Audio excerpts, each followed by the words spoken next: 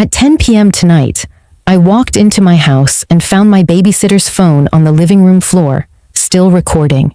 The video was 47 minutes long. When I pressed play, I heard my daughter's voice say something that made my heart stop. "Mommy said you could come upstairs now. My name is Natalie Brooks. I'm 29 years old, and I work as a nurse at Mercy General Hospital here in Minneapolis.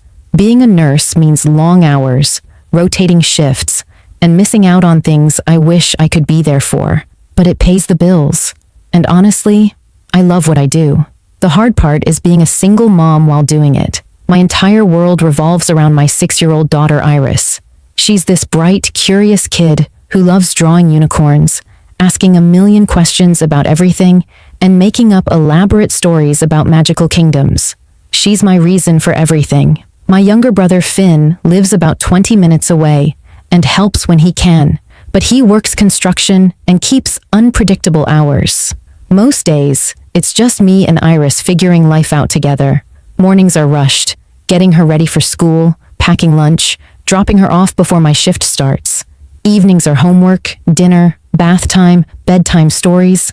It's exhausting, but it's our routine, and we've made it work. The biggest challenge has always been my night shifts. I work Thursday evenings from 6 p.m. to midnight, which means I need someone to watch Iris. For a while, I rotated between different babysitters I found through a popular babysitting app. Most of them were fine, responsible college students looking for extra money, showing up on time, and keeping Iris fed and safe. But fine isn't the same as great. Iris is a shy kid around new people, and most babysitters treated the job like exactly what it was, a job. They'd sit on their phones while Iris played alone in her room. That changed when I found Shayna Martinez about 6 weeks ago. She was 22, studying early childhood education at the University of Minnesota, and she actually wanted to spend time with kids.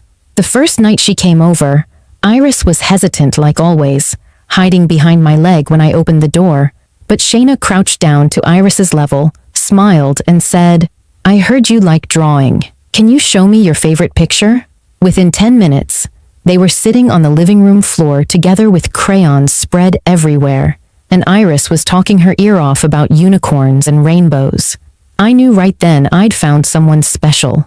Shayna started watching Iris every Thursday night, and it became the one night of the week I didn't worry. She'd text me updates throughout the evening, pictures of the dinner they made together, videos of Iris showing off a new drawing, quick messages saying bedtime went smoothly. Iris started asking on Wednesday nights if Shayna was coming tomorrow. That kind of connection is rare, and I was grateful for it. This past Thursday started like all the others. I got home from my morning shift around 3 p.m., picked Iris up from school, and we spent the afternoon together. I made chicken nuggets and mac and cheese for their dinner because it's Iris's favorite, and I knew Shayna wouldn't mind something simple. Around 5:30, I started getting ready for work. Scrubs on, hair pulled back, double-checking that I had everything in my bag. Shayna arrived at 5:45, right on time like always. She had her backpack with textbooks inside because she usually studied after Iris went to bed. Iris ran to the door the second she heard the knock. "Shayna, can we draw tonight? I want to make a picture for Mommy." Shayna laughed and gave her a high five. "Absolutely. We'll make the best drawing ever." I went over the usual routine with Shayna. Dinner was in the fridge, just needed to be heated up. Bedtime was 8:30. Extra blankets were in the hallway closet if Iris got cold. Emergency numbers were on the fridge even though Shayna had them saved in her phone. I kissed Iris on the forehead. "Be good for Shayna, okay? No staying up past bedtime." Iris wrapped her arms around my waist. "I promise, Mommy. Love you. Love you too, baby." I grabbed my keys and headed out the door, feeling that usual mix of guilt and relief. Guilt for leaving, relief that Iris was in good hands. If you're a parent, hit that subscribe button because you know exactly what I'm talking about. And drop a comment telling me where you're watching from. I love hearing from you all. My shift that night was busier than usual. 3 new patient admissions, 2 discharges, and a medical emergency that had me running between rooms until almost 9 p.m. I finally got a break around 9:15 and checked my phone. One text from Shayna, sent at 8:52 p.m.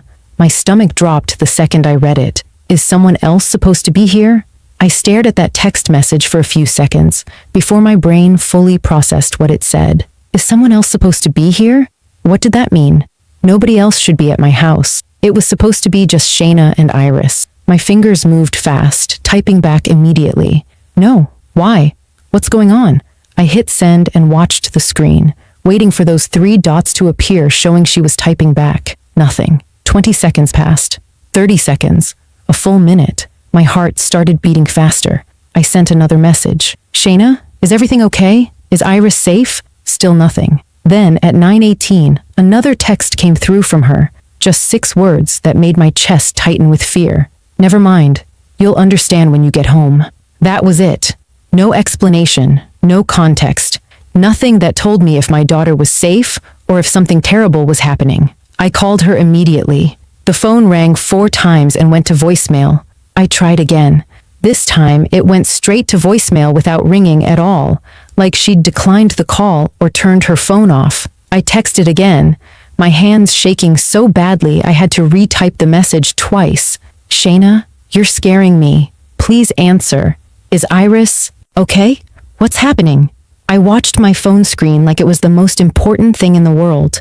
1 minute passed. 2 minutes. No response. No callback. Nothing. Every terrible possibility flooded my mind at once. Someone broke into my house. Iris was hurt. There was a fire, a medical emergency. Something horrible was happening and I was stuck at the hospital 20 minutes away. I couldn't breathe right. My hands felt cold. That text kept replaying in my head. Is someone else supposed to be here? Who would be at my house? I didn't give anyone else a key except my brother Finn, and he would never just show up without calling first. I found my charge nurse Linda at the nurse's station. I have a family emergency. I need to leave right now. She looked at my face and didn't ask questions. Go. We'll cover your patients. I grabbed my bag from my locker and ran to the parking garage. My hands were shaking so badly I dropped my keys twice trying to unlock my car. The drive home felt like it took hours, even though I knew it was only about 20 minutes. I kept trying to call Shayna. Every single call went straight to voicemail. I left messages. Shayna, please pick up. I'm on my way home. Please just tell me Iris is okay. Nothing. No response. I ran 2 red lights. I didn't care. All I could think about was Iris. Was she scared? Was she hurt? Why wasn't Shayna answering? The logical part of my brain tried to calm me down. Maybe it was something simple. Maybe a neighbor knocked on the door asking to borrow something. Maybe Shayna overreacted. But the text said, "You'll understand when you get home." And that didn't sound simple. That sounded like something was seriously wrong and she couldn't or wouldn't explain it over the phone. I pulled onto my street, going way too fast, and slammed on the brakes in front of my house. It was 10:03 p.m. The porch light was on, which was normal. Through the front window, I could see the living room lamp glowing softly. Everything looked completely normal from the outside. No broken windows, no police cars, no ambulance. The house looked exactly like I'd left it 4 hours ago, but my heart was still racing because something was wrong. I could feel it. I got out of the car and ran to the front door, fumbling with my keys. My hands were shaking so badly it took 3 tries to get the key in the lock. I pushed the door open hard. Shayna? Iris? My voice came out louder than I meant it to, almost a shout. Silence. Complete silence. No TV sounds, no voices, nothing. I stepped inside and looked around the living room. Iris's coloring books were spread across the coffee table with crayons scattered everywhere. 2 glasses of water sat on coasters on the side table. The TV was off. Everything looked normal except for one thing. Shayna wasn't there. The couch where she always sat was empty. I stood in my living room feeling like I was in a nightmare. Everything looked normal, but felt completely wrong. Where was Shayna? Where was my daughter? I took a few steps further into the house, my eyes scanning every corner. That's when I saw it on the floor near the bottom of the staircase. Shayna's phone. It was lying face up on the hardwood floor, and the screen was still lit up. I walked over and picked it up with trembling hands. The camera app was open and actively recording. The timer at the top of the screen read 47 minutes and 33 seconds. My stomach dropped. Why would her phone be recording for almost an hour? Why was it on the floor? I looked up the staircase toward the second floor where the bedrooms were. Every light upstairs was off. The hallway was dark. "Shayna!" I called out again, louder this time. Nothing. Just silence. I ran up the stairs 2 at a time, still holding her phone. The first door I reached was Iris's bedroom. It was closed. I never left it closed. I always kept it cracked open at night. I grabbed the handle and threw the door open, my heart pounding so hard I could hear it in my ears. Iris was there, in her bed, asleep. Her unicorn nightlight was glowing purple in the corner, casting soft shadows across her peaceful face.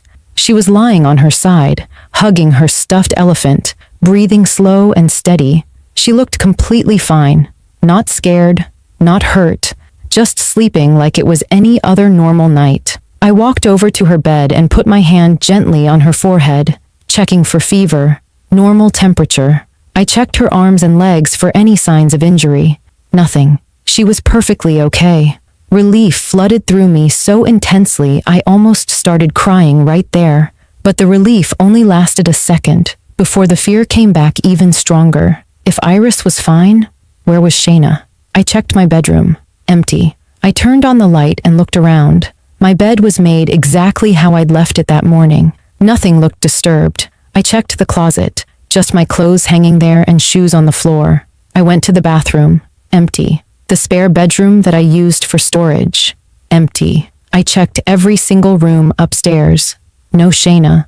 No sign of where she went or what happened. I ran back downstairs and checked the kitchen. Her purse was still sitting on the counter where she always put it. Her jacket was hanging on the coat rack by the front door. Her car keys were in the little ceramic bowl on the entry table. Everything she'd come with was still in my house except Shayna herself. I stood in my living room holding her phone, trying to make sense of what was happening. The phone was still recording. I looked down at the screen and noticed the red recording button. My thumb hovered over it for a second before I pressed stop. The recording ended and the video file saved automatically. I opened the camera roll and there it was. A video file that was 47 minutes and 51 seconds long, time-stamped from tonight at 8:16 p.m. My hands were shaking as I pressed play. The video started with a view of my living room from Shayna's perspective. She must have propped the phone up on the coffee table because the angle showed the couch, the TV, and part of the staircase in the background. I could hear Iris's voice off camera, giggling about something. Then Shayna's voice. "Okay, Iris, show me what you drew." Iris ran into the frame, holding up a piece of construction paper covered in crayon drawings, stick figures in different colors. "It's you and me and Mommy and the lady upstairs," Iris said proudly, pointing at each figure. Shayna laughed. "What lady upstairs?" Iris looked at her like it was the most obvious thing in the world. "The lady in Mommy's closet. She comes out at night and watches me sleep sometimes. She's really nice though. She told me not to tell Mommy because it's our secret." The smile completely disappeared from Shayna's face. She leaned forward, and I could hear the concern in her voice. "Iris, honey, is someone actually upstairs right now?" Iris nodded cheerfully. "Yeah, she's always there." I watched the screen as Shayna stood up slowly from the couch, her eyes moving toward the staircase. She reached forward and picked up the phone. The camera angle shifted as she held it in her hand, still recording. I could hear her breathing getting faster and heavier. I kept watching the video, my entire body tense. On the screen, Shayna's voice came through quiet but shaky. "Iris, I need you to stay right here and keep coloring, okay? Don't move from this spot. I'm just going to check on something upstairs real quick." Iris's voice responded cheerfully, completely unaware that anything was wrong. "Okay, can you tell the lady I said hi?" The camera view started moving as Shayna walked toward the staircase. I could see her hand gripping the railing. Her breathing was loud and uneven, almost panicked. She climbed the stairs slowly, and every step creaked in that familiar way my old staircase always does. When she reached the top, she paused for a second in the dark hallway. Then she walked toward my bedroom. The camera showed my bedroom door standing open. Shayna stepped inside, and the view swept across the room. My bed, the dresser with picture frames on top, the window with curtains drawn. Everything looked exactly normal. Then the camera moved toward my closet. The door was closed. Shayna's hand reached out, and I watched her fingers wrap around the handle. She pulled the door open. At first, the camera just showed my clothes hanging there, My work scrubs, a few dresses, winter coats pushed to the back, shoes lined up on the floor, storage boxes stacked on the shelf above. It looked like a completely normal closet. But then there was movement. Behind the winter coats in the back corner, something shifted. The camera jerked wildly as Shayna stumbled backward, and I heard her gasp. A voice came from inside the closet. A woman's voice, calm and steady. "I'm not here to hurt anyone." Shayna's breathing turned into short, panicked gasps. "Who are you? How did you get in here?" The voice responded, still, eerily calm. "I live here. I've always lived here." The camera was shaking badly now as Shayna backed out of my bedroom. I could hear her footsteps running down the hallway. She checked on Iris first. The camera showed Iris still sitting on the living room floor, coloring peacefully, completely unaware. Shayna's voice was trying so hard to sound normal. "Everything's fine, sweetie. Keep drawing. You're doing great." But I could hear how scared she was. The timestamp on the video showed 8:50 p.m. That was 2 minutes before she sent me that first text. The video kept recording from the coffee table, where she must have set the phone down. Shayna was pacing back and forth in frame, her phone pressed to her ear, trying to call someone, probably trying to call me. I watched myself miss her calls because I was busy with patients. At the 31-minute mark, I heard something that made my blood run cold. Footsteps on the stairs. Slow, deliberate footsteps coming down from the second floor. A woman appeared at the bottom of the staircase. She looked around my age, maybe early 30s, with dark hair pulled back in a ponytail. She was wearing clothes that looked old and outdated, like something from the 1990s. A long floral dress with a cardigan over it. She looked directly at Shayna, and her expression was completely blank. Not angry, not threatening, just empty. "You need to leave now," she said in that same calm voice. "Before she gets home. This is between me and Natalie." Shayna grabbed the phone off the coffee table, and the video went shaky again as she moved. Then the screen went black. The video ended at exactly 47 minutes and 51 seconds. I stood in my living room holding that phone, my mind racing to process what I'd just seen. There had been someone in my house, a stranger, hiding in my closet, watching my daughter, and she knew my name. She said this was between her and me. What did that mean? Where was Shayna now? Did that woman hurt her? Did she force her to leave? I looked around my living room again, suddenly terrified that this woman was still here somewhere, hiding, watching me right now. I ran back upstairs and checked my closet again, throwing the door open and pushing all my clothes aside. Empty. Nothing there except my things. I checked under my bed, behind furniture, in the bathroom. Nothing. No one. I pulled out my own phone with shaking hands and dialed 911. The operator answered immediately.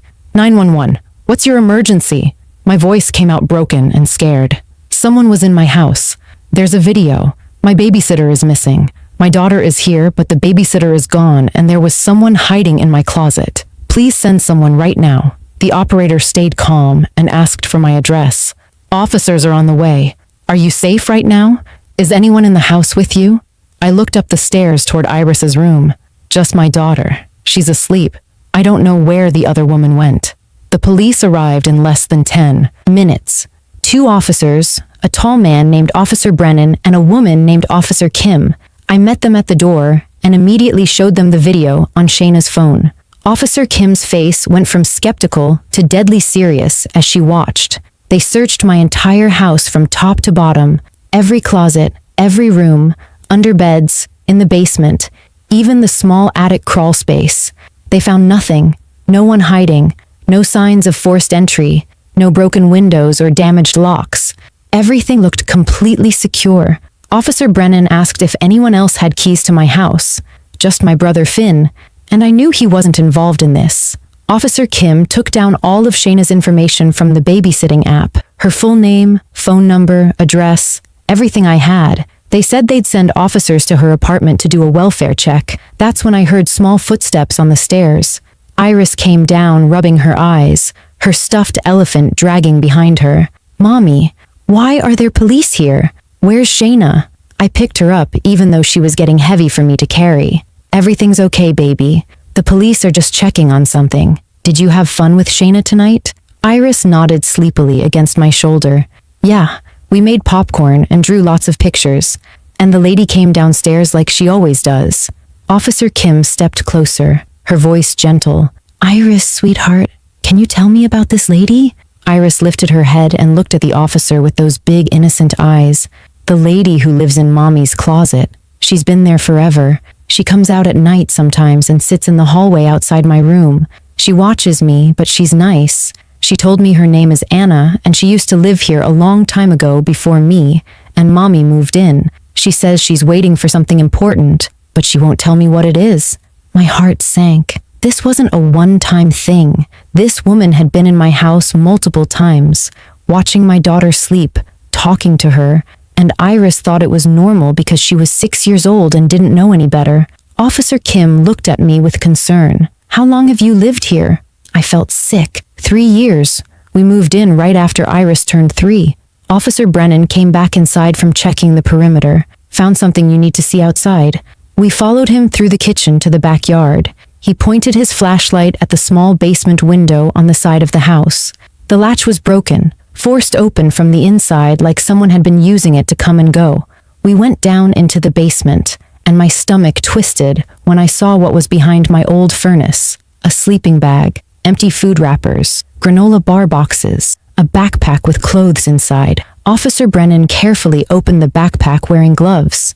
Inside, he found a wallet. He pulled out the driver's license and read it out loud. Anna Lee Hoffman, age 31. The address on the license was my address. This house. Officer Kim made several phone calls while I stood there, trying not to completely fall apart. Within an hour, she had information that explained everything, and somehow made it even worse. Anna Lee Hoffman had lived in my house 12 years ago with her parents. When she was 19, she'd had a severe mental health crisis, and her parents had her involuntarily committed to a long-term psychiatric facility. She'd been released 8 months ago. Apparently, she'd been coming back to this house, the only home she remembered, and living in the spaces I didn't use, the basement, the attic, even my closet. She'd been here for months, hiding while Iris and I slept, and I had no idea. The police explained that the video recording showed her revealing herself because she saw Shayna as a threat, someone who didn't belong in what Anna still believed was her house. They found Shayna 2 hours later at a 24-hour laundromat about 3 blocks away. She was physically fine, but terrified. Anna had told her to leave and never come back, and Shayna had run out of the house so fast she left everything behind. I didn't blame her one bit. Anna was located 3 days later at a homeless shelter downtown. She was arrested, but ended up in a psychiatric facility for treatment rather than jail. The detective told me Anna had never intended to harm anyone. In her mind, she was just visiting her childhood home. But that didn't change the fact that a stranger had been living in my walls, watching my daughter, and I'd been completely clueless. I moved out within 2 weeks. I couldn't stay in that house. Every shadow felt threatening. Every sound made me jump. Iris started therapy to help her understand that Anna wasn't imaginary, and that what happened wasn't normal or safe. Now we live in a 4th-floor apartment with security cameras and multiple locks. Iris adjusted faster than I did, but I still check every closet and corner obsessively before bed. I learned that when your child tells you something that sounds impossible, you listen, you investigate, you don't dismiss it as imagination. Because sometimes the things we convince ourselves aren't real turn out to be the most dangerous. If this story gave you chills, hit subscribe and tell me in the comments where you're watching from, and if you've ever ignored a gut feeling, you wish you hadn't.